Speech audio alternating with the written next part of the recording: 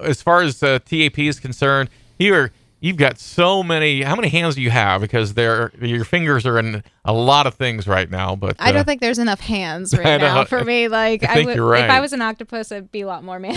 It'd be a little better. But no, yeah, metaphorically, I do have my hands in a lot of different You certainly stuff, do. Yes. Tell us a little bit about the camp that's about to conclude and what's been going on with that. Yeah, so this week, the Adelante Arts Camp, which Adelante means well, in the whole process about the camp is art that moves us forward. It is our new local Latino youth summer arts camp that we began this year and as an inspiration from last year's Latino mural project that we had. Mm-hmm. But this year we are working with students grades 6th to 12th grade from primarily the Dover, New Philly area for giving them an environment where they can be able to explore creativity and be able to really hone in on their artistic voice, but also be in an environment where we want to encourage them to embrace their culture and identity and be able to create something. So these are pretty much Spanish as a first language kind of students who are now here. Well, I mean, they're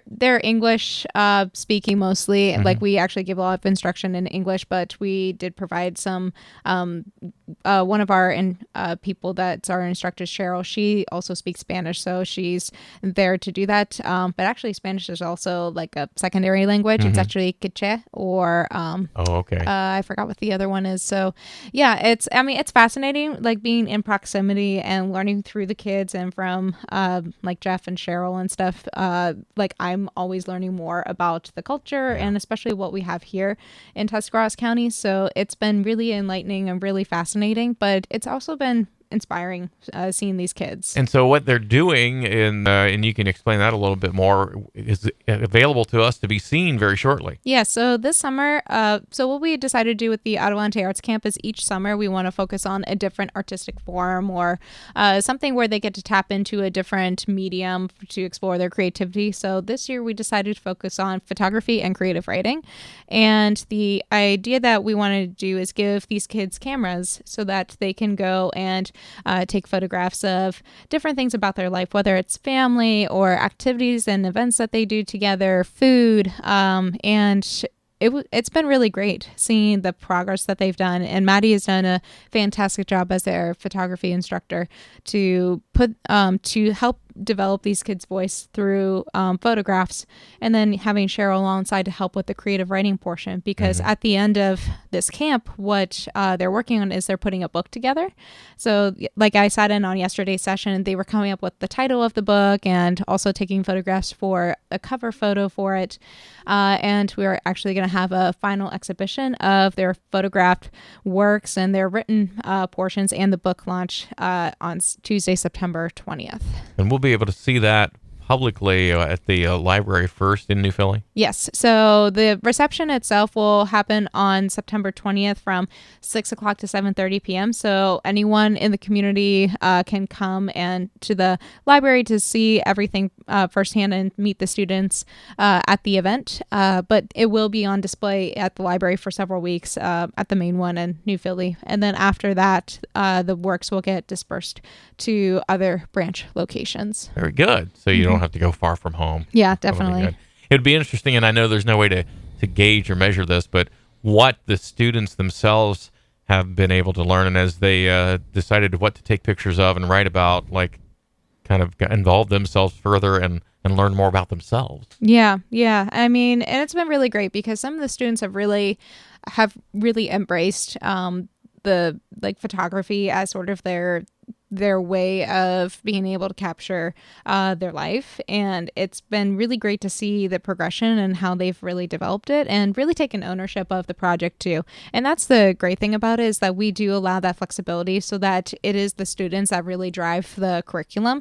And there's guidance like with Maddie and Cheryl with the lessons and stuff, but it's ultimately student focused and student led for the development of the final project and what they take away from it. That has to make you smile just to sit in. Yeah, it is. And it's been really great just to see the growth and learn more myself, because really I've learned a lot through them. And it's been a really rewarding experience just to be in the background, to see everything happen firsthand. And Yeah, and even with the work that we want to continue to do to be able to make this an opportunity for a lot of our local Latino youth. I think even from here on out, it's definitely painting the picture of what we want to be able to accomplish. Yeah, good. We're talking with Wilma Mullet, the executive director of the Tuscarawas Arts Partnership.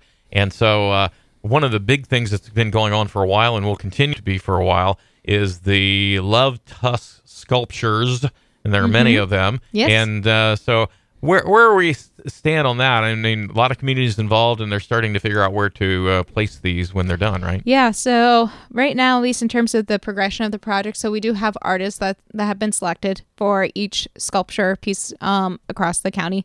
And actually, so, I mean, a lot of people know that we have about 20 sculptures. We have 20 sculptures that's going to be located throughout Tuscarawas County. And the fun thing that I did the other day was I just kind of like vaguely typed in like where all the sculptures were located, and I was really curious to see how many driving miles it would take to visit all 20 if you were to do like a nonstop trip or whatever. And just being able to map it out from like a suggested route, like north to south, south to north, it's 104 miles, which is like, wow, that's a lot of driving for all that. But it's been going well, at least in terms of people becoming more familiar with the Love Tusk project and the communities, like the mayors and council members and all them.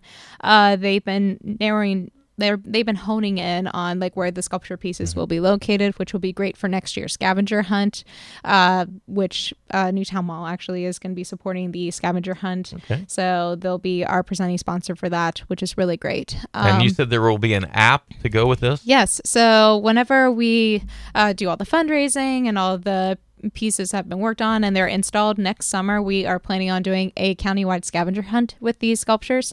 So you'll definitely have something to do throughout the summer with going to find all the sculptures and participate in a contest to find them. And what's great is it is a app, so you can download it will be a app that you can download, and there will be like a GPS check-in feature. There's you can also do like a photo contest with it, and we'll probably throw in a little trivia here and there about each community and stuff. So there's definitely a lot of it.